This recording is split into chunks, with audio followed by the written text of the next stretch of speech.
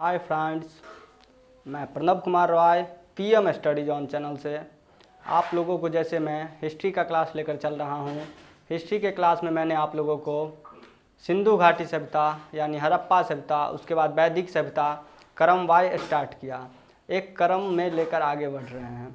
वैदिक सभ्यता में मैंने आप लोगों को ऋग वैदिक काल पढ़ाया, फिर उसके बाद उत्तर वैदिक काल आज हम लोग देखेंगे। उत्तर वैदिक काल में हम लोग उत्तर वैदिक काल में आर्य लोग जो रहते थे उनका रहन सहन कैसा था, वेशभूषा कैसा था, उनकी सामाजिक जीवन कैसी थी, उनकी राजनीतिक जीवन कैसी थी, उनका व्यवसाय आर्थिक जीवन कैसा था, इस पे बात करेंगे। उसके बाद हम बात करेंगे वर्ण व्यवस्था, मतलब उन लोगों में जो समाज बंटकर रहते थे। उसके बाद विवाह किन किन आधार पे होता था, विवाह कितने प्रकार के होते थे, गोत्र कितने प्रकार के थे, इन सब बातों पे हम आज बात करेंगे।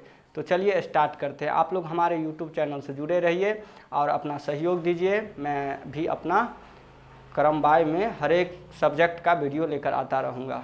तब चलिए स्टार्ट करते हैं। राजनीतिक जीवन पे बात करेंगे। क्या बात करेंगे आज हम लोग? सबसे पहले राजनीतिक जीवन पे बात करेंगे। इस समय में जो राजनीतिक जीवन था, इस समय जो सामाजिक जीवन था, वो ऋग्वैदिक काल से बहुत हद तक बदलाव हो चुका था। ऋग्वैदिक काल में जो आधार था जीवन जीने का, जैसे वहाँ पशुपालन था, यहाँ कृषि हो गया।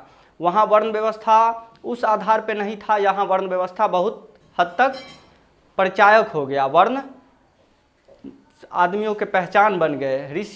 ऋषि बहुत ज़्यादा, मतलब पुरोहित बहुत ज़्यादा अपने आप को वर्चस्व स्थापित करने लगे। गाय का स्थान कम हो गया और कृषि मतलब खेती का स्थान, भूमि का स्थान ज़्यादा हो गया।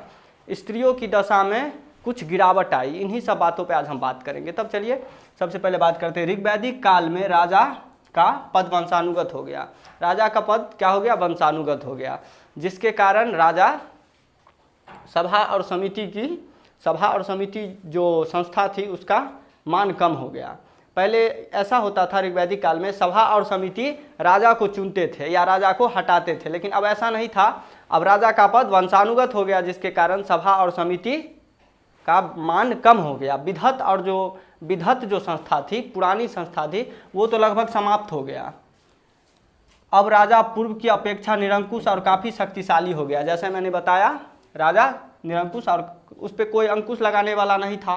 सभा समिति थी लेकिन गौण थी, बहुत कम उनका मान था। विधत लगभग समाप्त हो गया था। इसके कारण राजा निरंकुश और शक्तिशाली हो गया। इस काल में विधत का नामो निशान नहीं रहा। सभा एवं समिति को प्रजापति की दो पुत्री कहा गया है। सभा एवं समिति को प्रजापति की दो पुत्री कहा गया है। और राजा जो थे यज्ञ करते थे, जिनमें तीन जो प्रमुख यज्ञ थे उनका चर्चा किया गया। राजसूय यज्ञ, अश्वमेध यज्ञ, वाजपेयी यज्ञ। राजसूय यज्ञ, अश्वमेध यज्ञ और वाजपेयी यज्ञ। राजसूय यज्ञ में होता था, राजा जब पदभार संभालते थे, जब राज्य अभिषेक होता था, उस समय में राजसूय यज्ञ किया जाता था। इनमें कुल 12 अधिकारी इनका साथ देते थे। कुल 12 अधिकारी इनका साथ देते थे। और उनके अलावा भी कुछ अधिकारी होते थे। राजसूय यज्ञ राजा के राज्य अभिषेक के उपलक्ष्य में कराया जाता था। क्या होता था? राजसूय यज्ञ राजा के राज्य अभिषेक के उपलक्ष्य में कराया जाता था। उसके बाद हम बात करते हैं अश्वमेध यज्ञ के बारे में।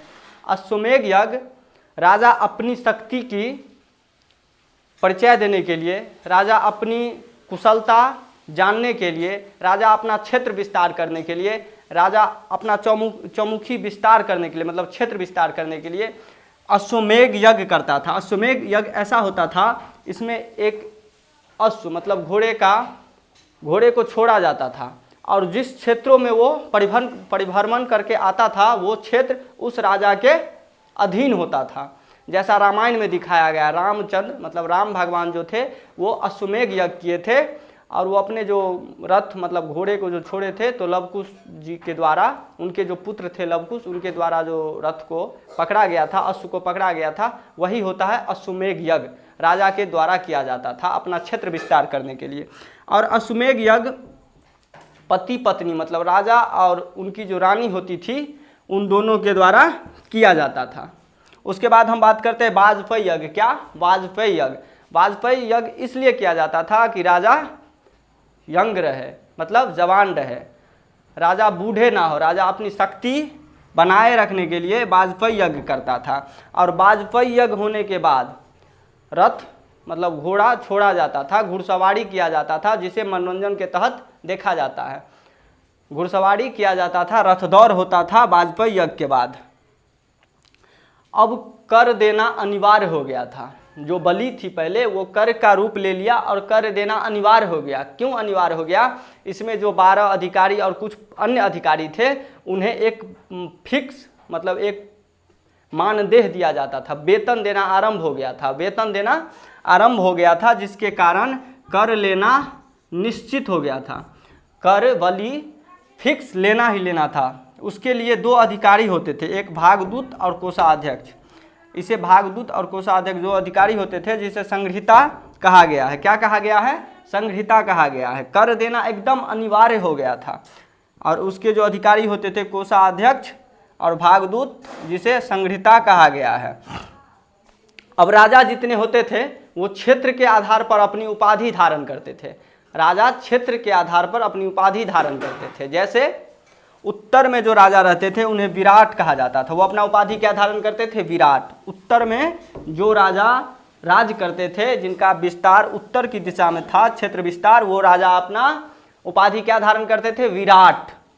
उसके बाद दक्षिण में जो राजा रहता था, दक्षिण में जो राजा निवास करते थे, जिनका दक्षिण में प्रभुत्व था, वो राजा अपने आप को भोज, भोज नाम का सम्मान मतलब उपाधि धारण करते थे। उसके बाद पूर्व में जो राजा रहते थे वो सम्राट उपाधि धारण करते थे, सम्राट उपाधि धारण करते थे। उसके बाद जो पश्चिम में रहता था वो सौराट नाम का उपाधि धारण करते थे। क्या? सौराट।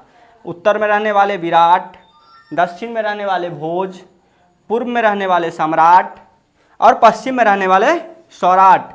और इन चौहों दिशाओं में मतलब संपूर्ण जिनका अधिकार होता था, संपूर्ण क्षेत्र पर जिनका अधिकार होता था, उन्हें एकराट कहा गया है। क्या कहा गया है? एकराट। जिनका संपूर्ण क्षेत्र पर अधिकार होता था वो क्या उपाधि धारण करते थे? एकराट। और कहीं कहीं बहुत सारे बुक में ये बताया गया है जो पूर्व दक्षिण में, दक्षिण पूर्व में जो राजा होते थे वो एकराट का उपाधि धारण करते थे। लेकिन सर्वमान्य मत जो है वो संपूर्ण क्षेत्र पर जिनका अधिकार होता था वो एकराट की उपाधि धारण करते थे। इस समय का राजनीतिक जीवन कैसा था? राजा पे निरंकुशता मतलब उन पे अंकुश लगाने वाले लगभग समाप्त हो गए थे। सभा समिति गौण पर गया था, विधत लगभग समाप्त हो चुका था और राजा अपने लिए यज्ञ करते थे। राजसूय यज्ञ, अश्वमेध यज्ञ, वाजपेयी यज्ञ कर देना अनिवार्य हो गया था। ठीक है, अब हम बात करते हैं धार्मिक जीवन पे। जैसा उस समय में मतलब ऋग्वैदिक काल में धार्मिक कर्मकांड उतना बढ़ा नहीं था, धार्मिक कर्मकांड उतना बहुत ज़्यादा बढ़ा नहीं था, जादू टोना नहीं था, बहुदेववाद नहीं था। चुने मतलब 33 देवताओं का उल्लेख है, लेकिन इनमें बहुत देववाद स्टार्ट हो गया था। व्यक्तिगत पूजन स्टार्ट हो गया था। क्या हो गया था? व्यक्तिगत पूजन स्टार्ट हो गया था। स्त्रियों की दशा में गिरावट आई थी। स्त्री सभा और समिति में भाग नहीं ले सकते थे, पूजन नहीं करते थे। स्त्रियों का जनेऊ मतलब उपनयन संस्कार समाप्त हो गया था, जिसके कारण उन्हें शिक्षा ग्रहण का भी नहीं किया। मतलब जो जनेऊ धारण नहीं करेंगे, उपनयन संस्कार जिनका नहीं होगा, वो ब्रह्मचर्य आश्रम नहीं करेंगे तो उनका फिर शिक्षा नहीं होगा, जिसके कारण स्त्रियों की दशा में भी गिरावट आई थी। हम इस पे ही बात करते हैं धार्मिक जीवन में। धार्मिक जीवन में कुप्रथाएं भाग ले रहे थे। बलि प्रथा बहुत ज़्यादा बढ़ गई थी। यज्ञ के नाम पर, पूजा के नाम पर, धर्म के नाम पर बहुत ज़्यादा बलि प्रथा स्टार्ट हो गया था। जो कुप्रथाएं जिसको कहते हैं ये सब स्टार्ट हो चुका था। यही हम बात करते हैं। इस काल में धार्मिक अनुष्ठान काफ़ी खर्चीला हो गया, काफ़ी खर्चीला हो गया। धार्मिक अनुष्ठान काफ़ी खर्चीला हो गया, जिसके कारण सामान्य व्यक्ति धार्मिक कर्मकांड, धार्मिक अनुष्ठान नहीं कर पाते थे। क्या हो गया था? कर्मकांड बहुत ज़्यादा खर्चीला हो गया था। खर्चीला किस आधार पे हुआ था वो हम बताते हैं। राजसूय यज्ञ जो पुरोहित करवाते थे, राजसूय यज्ञ जो पुरोहित करवाते थे, उन्हें 2,40,000 गाय दान में दी जाती थी। कितना? 2,40,000 गाय दान में दी जाती थी। अब जब 2,40,000 गाय दान में दी जाएगी तो समझिए कोई सामान्य प्रजा तो दे नहीं पाएगा, तो फिर राजा ही करवाएंगे। और पुरोहित अपना वर्चस्व स्थापित करना चाहते थे। गाय के जगह पर धीरे धीरे वो भूमि दान में लेने लगे, भूमि के लिए, फसल अच्छे होने के लिए वो यज्ञ करवाने लगे, जिसके कारण पुरोहित का वर्चस्व हो गया और सामान्य लोग अनुष्ठान नहीं करवा पाते थे, धार्मिक अनुष्ठान खर्चीला हो गया था बहुत ज़्यादा। इस काल में प्रमुख देवता प्रजापति हो गए। इस काल में प्रमुख देवता कौन हो गए? प्रजापति। जैसे उस समय में इंद्र थे, इंद्र का स्थान गौण हो गया और प्रजापति प्रमुख देवता हो गए। इस समय में रुद्र जो उस समय में था, अब शिव का पूजन होने लगा। रुद्र के स्थान पे शिव का पूजन हो गया, मतलब रुद्र शिव का रूप धारण कर लिए। रुद्र शिव के रूप में पूजन होने लगा, रुद्र का पूजन शिव के रूप में होने लगा। और प्रजापति को सृजन का देवता कहा जाने लगा, मतलब जो हैं सब प्रजापति ही हैं, सृजन का देवता, सृजन करने वाले। उसके बाद विष्णु का भी पूजा यहाँ होने लगा। अग्नि वरुण इन सबों का पूजा गौण हो गया। जैसे वहाँ इंद्र अग्नि वरुण का पूजा होता था, यहाँ प्रजापति शिव और विष्णु का पूजा होने लगा। उसके बाद अश्वनी, अश्विनी कुमार जो वहाँ चिकित्सा के देवता थे, यहाँ कृषि के देवता हो गए। अश्विनी कुमार वहाँ जो चिकित्सा के देवता थे, यहाँ कृषि के देवता हो गए। इस काल में बलि धार्मिक कार्यों में अत्यधिक जाने पर पुरोहित का वर्चस्व स्थापित हो गया। हम क्या बताए थे अभी आपको, जो पुरोहित अपना वर्चस्व स्थापित करने लगा, मतलब वर्चस्व स्थापित कर लिया। और पुरोहित कृषि के लिए यज्ञ करने लगे। हम बताएं अभी आपको, पुरोहित कृषि के लिए यज्ञ करने लगे, मतलब क्या हुआ? जीवन अस्थायी हो गया। पशुपालन द्वितीय स्थान पे आ गया और कृषि प्रथम स्थान पे आ गया, जिसके कारण अब पुरोहित कृषि दान लेने लगे और कृषि के लिए, मतलब फसल के लिए यज्ञ करने लगे। उसके बाद व्यक्तिगत पूजन का शुरुआत हो गया। हम अभी आपको बताएं व्यक्तिगत पूजन स्टार्ट हो गया। प्रथम धर्म सुधारक, इस धर्म में बहुत ज़्यादा क्रूतियाँ आ गई, बहुत ज़्यादा, मतलब बलि प्रथा बढ़ गया, अनुष्ठान बहुत ज़्यादा खर्च होने लगा, कर्मकांड बढ़ गया, जादू टोना, गंधर्व, पिचास, नाग, पशु, बहुत सारे देवता हो गए। इसमें कुप्रथाएं बढ़ गए। ऋषि मतलब पुरोहित जो होते थे वो अपना वर्चस्व बहुत ज़्यादा स्थापित करने लगे। कुछ उल्टा पुल्टा बहुत ज़्यादा इस समय में धर्म के नाम पर होने लगा, जिसके कारण धर्म सुधार चला। धर्म सुधार सबसे पहले जो चला है वो ऋषि थे दृगतमस। कौन थे? दृगतमस। इन्हीं वैदिक काल के धर्म सुधार के कारण बौद्ध धर्म, जैन धर्म का उत्पत्ति होता है। जैन धर्म और बौद्ध धर्म जो भारत में बढ़ते हैं, फलते फूलते हैं, इसी धार्मिक अनुष्ठान, धार्मिक जो कुरीतियाँ थी, इनके कारण ही बौद्ध और जैन धर्म का उत्पत्ति भारत में होता है। और प्रथम जो धर्म सुधारक थे वो दृगतमस थे। कौन थे? दृगतमस थे। अब हम बात करते हैं सामाजिक जीवन पे।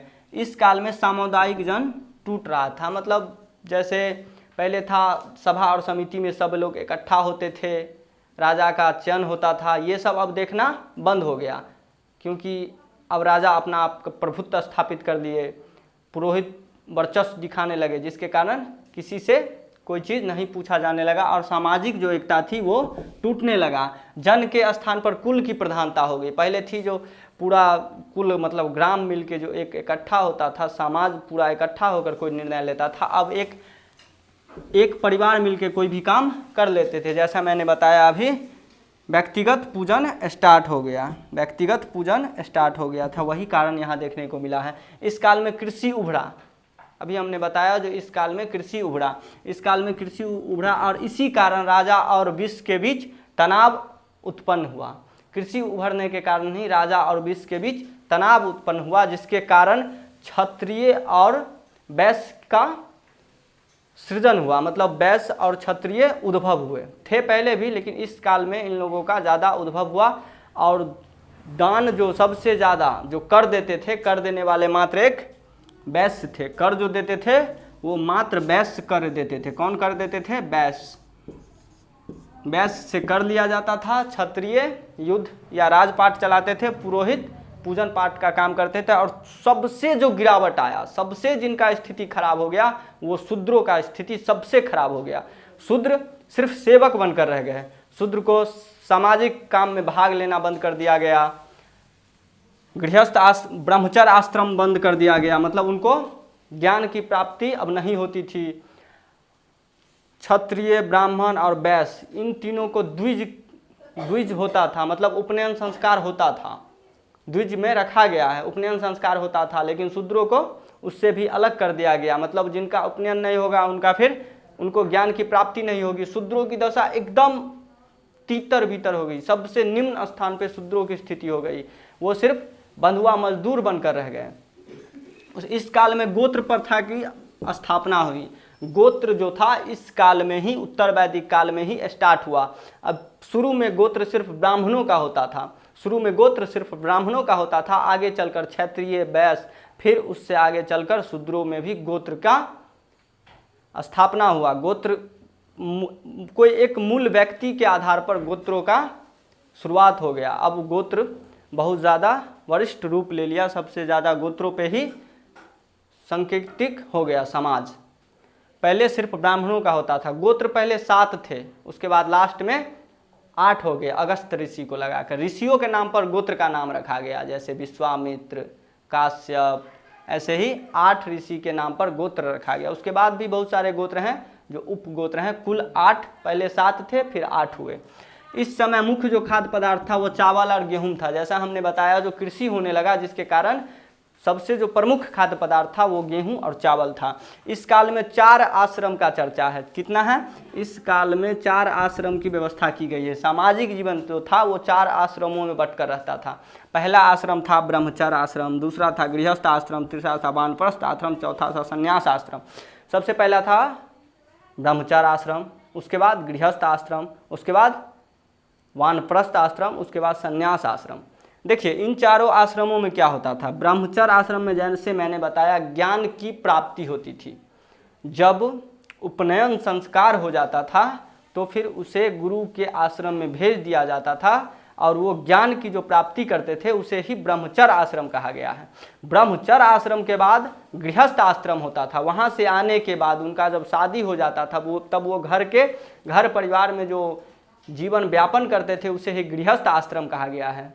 घर परिवार में जो गुजारा करते थे, वो अपना जीवन बिताते थे, उन्हें गृहस्थ आश्रम कहा गया। उसके बाद वानप्रस्थ आश्रम, वानप्रस्थ मतलब वन में जाकर शिक्षा जो ग्रहण किए उसे दूसरे में बांटना, उसे ही वानप्रस्थ आश्रम कहा गया है। और सबसे अंतिम आश्रम जो होता है संन्यास आश्रम, सब कुछ त्याग कर, मोह माया, जितना धर्म कर्म कांड जितना जो हो सब त्याग कर संन्यास का आश्रम धारण करके सन्यासी बनकर गांव में घूम घूम कर, समाज में घूम घूम कर जो ज्ञान दूसरों को देते थे उसे ही संन्यास आश्रम कहा गया है। कुल 4 आश्रम का चर्चा है। इस काल में कुल 4 आश्रमों का चर्चा है। पहला ब्रह्मचर्य, दूसरा गृहस्थ, तीसरा वानप्रस्थ, चौथा संन्यास आश्रम। इस काल में महिलाओं की स्थिति में गिरावट आई। महिलाओं की स्थिति में बहुत ज़्यादा गिरावट आई। सभा और समिति में भाग नहीं ले सकते थे, उन्हें उपनयन संस्कार से अलग कर दिया गया, उन्हें यज्ञ में भाग नहीं लेने देते थे, उन्हें पढ़ने का मतलब वानप्रस्थ आश्रम जो है ब्रह्मचर्य आश्रम उनका समाप्त हो गया, जिसके कारण उनके स्थिति में बहुत गिरावट आई। वैसे कुछ स्त्रियों का चर्चा है जिसे विदुषी कहा गया। विदुषी मतलब ऋषि जो वेद पढ़ सकते थे, उनमें जैसे गार्गी और मैत्री का नाम आता है। लेकिन इस समय में स्त्रियों की स्थिति बहुत खराब थी। कुल मिला के आज हम लोगों ने राजनीतिक जीवन, धार्मिक जीवन और सामाजिक जीवन के बारे में पढ़ा। इसके बाद हम अगले वीडियो में इसके आर्थिक जीवन पे पढ़ेंगे। उसके बाद इन समय में जो शादी विवाह मतलब विवाह कितने प्रकार के होते थे इसके बारे में पढ़ेंगे। उसके बाद हम अगले महाजनपद काल में प्रवेश करेंगे। अगला एक और वीडियो होगा जो उत्तर वैदिक काल पे होगा। उसके बाद हम लोग महाजनपद काल में प्रवेश करेंगे। आप लोग हमारे YouTube चैनल से जुड़े रहिए। वीडियो को लाइक, शेयर और दूसरों को शेयर कीजिए, दोस्तों को शेयर कीजिए। अगर आपको अच्छा लगे तो दोस्तों को शेयर कीजिए, मेरे चैनल को सब्सक्राइब कीजिए। आप लोग जितना हमें प्यार दीजिएगा मैं उतने अच्छे से, उतना तन मन धन के साथ आप लोगों के समक्ष आऊँगा। धन्यवाद।